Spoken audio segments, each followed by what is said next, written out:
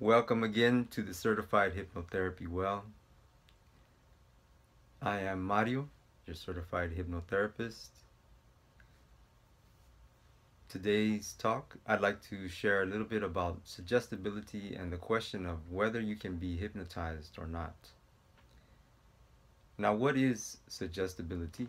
Suggestibility is your ability, or perhaps we could refer to it as a learning style, but it refers to how deep you can go into hypnosis, into a trance-like state, and receive suggestions. Now, this is a very complex, lots of very varied issues involved, because if you can go deep, sometimes you're going to different places, and so the suggestions are kind of they may be not really taking hold. So some of what we do in hypnosis is actually dehypnosis. It's learning to identify, teaching about what hypnosis is, so that you can understand what's happening with your subconscious and how to block, how to come out of the hypnosis, how to block the suggestions, so that may be negative or just that you don't want. So we're trying to really understand what happens in the mind, the body, um, and the learning process. So suggestibility is determined by different factors. Now, if your mother or your mother and father both have parts, they're both part of um, your learning style or your suggestibility. And whether your mother was present or maybe she wasn't there, and if she was there, maybe the way she was, you know, what it was not necessarily affectionate. Maybe she wasn't present, right? So that's common.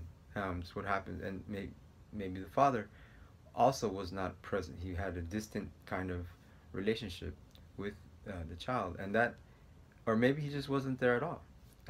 Now these factors factor into our learning style.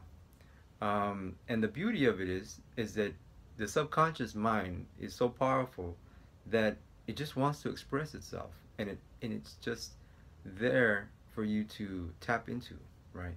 So whatever you're working with, you can be hypnotized, right? They used to think that some people couldn't be hypnotized. They used to call hypnosis. Well, hypnosis is again knowledge, like the etymology, the gnosis, the Gnosticism.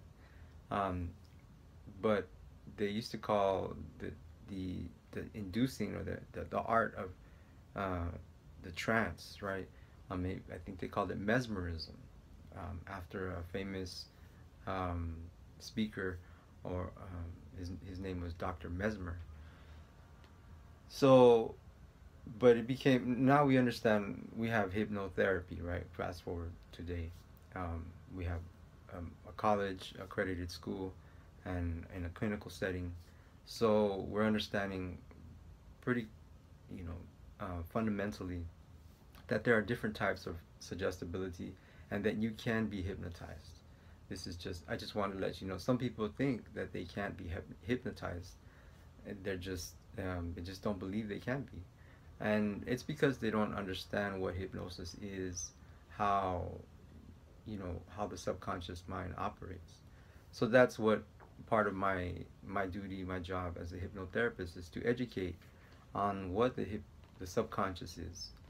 Um, I'm gonna put a link here, for my personal story and why I became involved in hypnotherapy. It relates to different things, spiritual, physical, different conditions that I went through, and what I was searching for.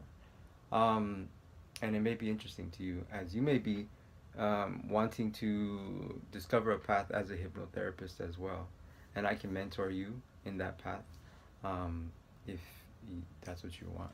Now, I just want to ask you to When this is also a request and a reminder for handwriting.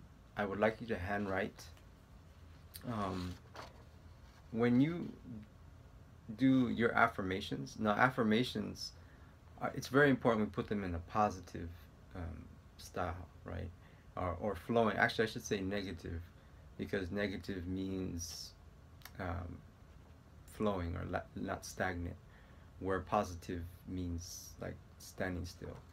But let me just say that to say an affirmation, it's very important that you put it in the positive, in the flowing framework, uh, instead of negating something, or saying I don't want this, or I don't want. What happens is the subconscious mind sees whatever it is that's presented, and if you're saying no, it doesn't hear the no, it just sees whatever it is. So if you're saying I don't want to be overweight, I don't want to be poor, that's what the subconscious mind is seeing.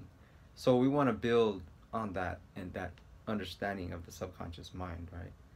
Yes. So when you write your affirmations, I want you to write in handwriting, cursive. Don't print, right? Write in handwriting. And you can do this on a regular basis, but for now, I want you to, in order for me to understand more clearly how you need to be communicated with and your suggestibility, I'd like you to send me one page, and please write all the way down to the bottom. Fill the whole thing out as much as you can, because I will be able to tell more about when I have a beginning, a middle, and an end. So, and make sure that it's on blank with no lines, like this. You see, without any lines, it's like for a typewriter. So yes, the handwriting analysis is another tool for me as a hypnotherapist to understand the suggestibility of you, my client. And again, um, hypnosis is a great tool for self-improvement. It allows you to, the process can allow you to really reach towards the result, and create a new, it's like a win-win situation. Like, it's not just about dealing with something that you don't want, but transcending it, and moving towards what you really, really, really want to see.